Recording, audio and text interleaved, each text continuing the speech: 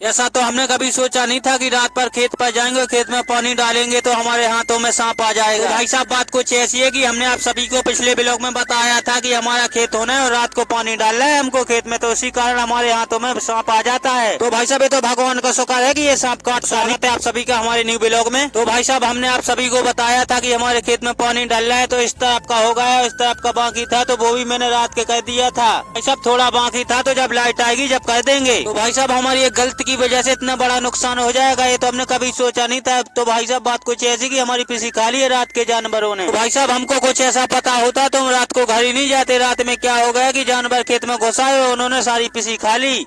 तो फिर भाई साहब अपन अपने घर आ जाते हैं, थोड़ा बैठते हैं, उसके बाद में रोड पर जाते हैं नरेंद्र के पास में थोड़ा हंसी मजाक करने के लिए। भाई साहब नरेंद्र के पास में जाकर देखते हैं तो वो ऑटो कम चलाता है और मोबाइल ज्यादा चलाता है। तो भाई साहब जिस किसी को ऑटो की जरूरत हो तो नरेंद्र से संपर्क जरूर करें। तो भाई साहब थोड़ी देर में हमारे गुरुजी हमको घस्सा खिलाने लगते हैं तो हम खा लेते हैं। तो भाई साहब बैठे हुए थे हम रोड पर, तो हमारे एक मित्र आ जाते हैं तो हम उनसे मिलते हैं। फिर भाई साहब थोड़ी देर में हम उनसे मिलकर घर जाते हैं, क्योंकि हमारा छोटा भाई ऋषि आ जाता है, तो 2 पहिए पे सवार होकर हम घर के लिए निकल जाते हैं।